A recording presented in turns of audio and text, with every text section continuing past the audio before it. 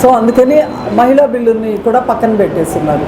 So ఇప్పుడు మహిళా కాంగ్రెస్ వాళ్ళు ఈరోజు జంతర్ మంతర్లో అసెంబ్లీ చేసేది ఏంటంటే మహిళా కాంగ్రెస్ బిల్లుని అభి ఈసీ వక్త్ ఈ రోజు నుంచే 33% రిజర్వేషన్ పెట్టండి. అసలు 50% ఆఫ్ ది పాపులేషన్ మహిళలు ఉంటే వాళ్ళకి 33% రిజర్వేషన్ ఇచ్చేదానికి ఎందుకు అంతలా ఆలోచించేదంటే అసలు చిత్తశుద్ధే లేదు. సో అది పోస్ట్పోన్ చేయడానికి అది ఇష్టం లేక మహిళా బిల్లుల్ని తీసుకొచ్చేదానికి ఇష్టం లేక వాళ్ళు ఇలా గందరగోళాలు చేస్తున్నారు. సో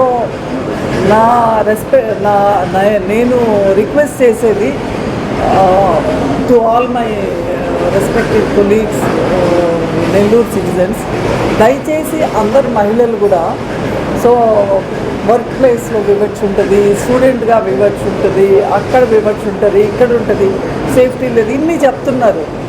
సో ఇది అసలు ఫస్ట్ పవర్ మన చేతిలో ఉంటే మనకు కావాల్సిన ఏంటి అనేది తెచ్చుకోవడానికి ఈజీగా ఉంటుంది. అసలు పవర్ మన చేతిలోకి రానియకుండా చేస్తుండేటప్పుడు దయచేసి మీకెవరికి ఇళ్లలో ఇబ్బంది చేసేట్టు నేను చెప్పను. ఇళ్లలో పనులు మానేసుకోమని, ఆఫీసుల్లో పనులు మానేసుకోమని కానీ ఏది చెప్పను. ఎందుకంటే యాజ్ ఏ వర్కింగ్ లేడీ నాకు తెలుసు మన లైవ్లీహుడ్ మనం పని చేస్తేనే మన లైవ్లీహుడ్ నడుస్తుంది. కాబట్టి మన లైవ్లీహుడ్ మానేసి ఏ పని చేయమను. సింపుల్గా ఒక నంబర్ ఇస్తున్నాము మేము.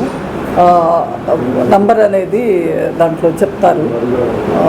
సో ఆ నంబర్కి మీరు ఒక మిస్డ్ కాల్ ఇచ్చినా చాలు మీ మద్దతు తెలియజేసేదానికి.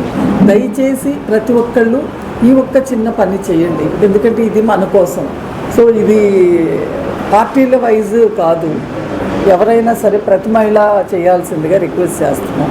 సో అనదర్ థింగ్ ఏంటంటే నిన్న జంతర్ మంతర్ దగ్గర పాపం 28th వాళ్ళు పార్లమెంట్ మార్చి పెట్టుకుంటే పాపం అసలు భయంకరంగా ఎట్లా అంటే నేను జలియన్ వాలా బాగ్ని విజిట్ చేసి వచ్చాను. నేను అక్కడ ఫొటోస్ అంటే అది అయిన తర్వాత ఎలా పరుగులు పెట్టారు వాళ్ళు, చెప్పులన్నీ చిందరవందరగా వాళ్ళకు ఉన్నవి, ఎక్కడ వస్తువులు అక్కడ చిందరవందరగా ఎట్లున్నాయో ఆ పిక్చర్స్ చూస్తే ఎలా అనిపించిందో నాకు జంతర్ మంతర్ ప్రొటెస్ట్ దగ్గర సీన్ కూడా అలాగే అనిపించింది.